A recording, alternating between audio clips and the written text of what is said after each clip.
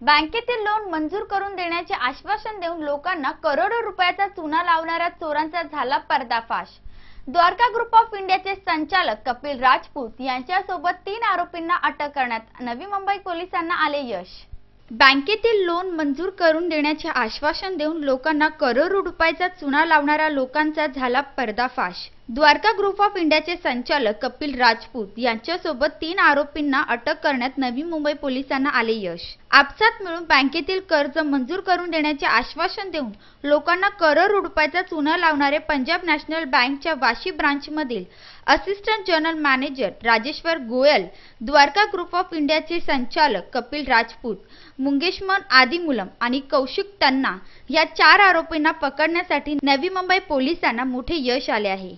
506 आणि 34 च्या अंतर्गत अटक केली आहे। मुंब्रा पनवेल रोडवर एका ट्रेलरमध्ये रक्तचंदन लाकडे असलेला माल JNPT बंदरात घेऊन जाताना कळंबोली पोलिसांनी पकडले।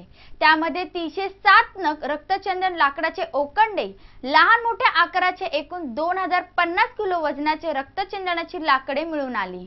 मुंब्रा पनवेल रोड मध्ये एका ट्रेलरमध्ये रक्तचंदन लाकडे असलेला माल JNPT बंदरात घेऊन जाताना कळंबोली पोलिसांनी पकडले। त्यामध्ये 307 नग रक्तचंदन लाकडाचे ओकंडे, लहान मोठ्या आकाराचे एकूण 2050 किलो वजनाचे रक्तचंदनाची लाकडे मिळून आली। गुन्ह्यातील आरोपी यांनी आपसात विचार करून ही शासनाने प्रतिबंधित केलेली रक्तचंदनाची लाकडे असल्याचा वरील वर्णनाचा व किमतीचा माल ठोकून तरी चोरी करून आणला म्हणून कळंबोली पोलिसांनी त्यांच्यावर गुन्हा दाखल केला आहे। असेच कळंबोली पोलिसांनी 2 आरोपींना अटक केली आहे। पोलिसांनी बोगस डॉक्टरांविरोधात मोहीम सुरू केली असून नेरूळ सेक्टर 6 मधील दत्तात्रय अगदे नंतर दरावे मधील शांताराम आरोटे यालाही अटक केली आहे। बिहारमधील डॉक्टर बाबासाहेब आंबेडकर विद्यापीठाची बोगस पदवी तयार करून तो 15 वर्ष या परिसरात दवाखाना चालवत होता। नवी मुंबईमधील बोगस डॉक्टरांचा प्रश्न ऐरणीवर आला आहे। नेरूळमधील बोगस डॉक्टर दत्तात्रय अगदे यांनी चुकीचे उपचार केल्यामुळे व्यवसायाने वकील असणारा उत्तम आंधळे यांचा मृत्यू झाला होता।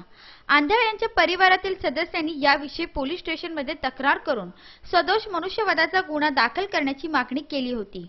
पोलीस उपायुक्त शहाजी उमाप यांच्या मार्गदर्शनाखाली वरिष्ठ पोलीस निरीक्षक संगीता शिंदे यांनी बिहारमधील डॉक्टर बाबासाहेब आंबेडकर विद्यापीठ मुझफ्फरमधून कागदपत्राची सत्यता पडताळणी केली असता सर्व कागदपत्रे बोगस असल्याचे निदर्शनास आले होते। यानंतर 25 नोव्हेंबरला अगदे याला अटक केली होती। यानंतर पोलिसांनी महापालिकेचे अतिरिक्त आयुक्त संजय पत्तीवार यांच्याशी संपर्क साधून गुन्हा दाखल करण्यास सांगितले।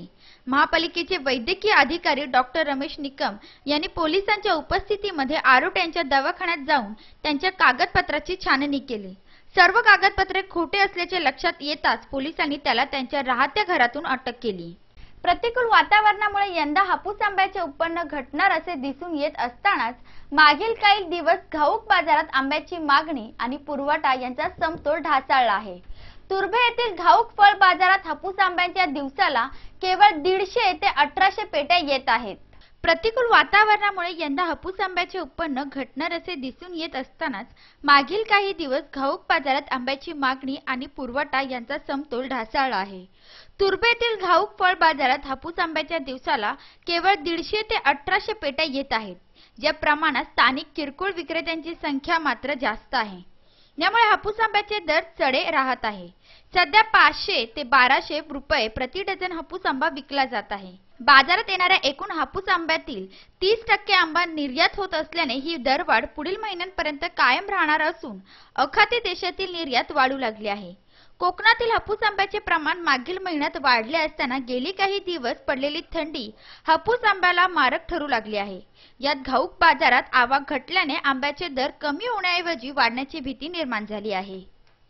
आजच्या बातमीपत्रात वेळ झाले इथेच थांबण्याची। तोपर्यंत नमस्कार आणि तुम्ही पाहत रहा MVTV।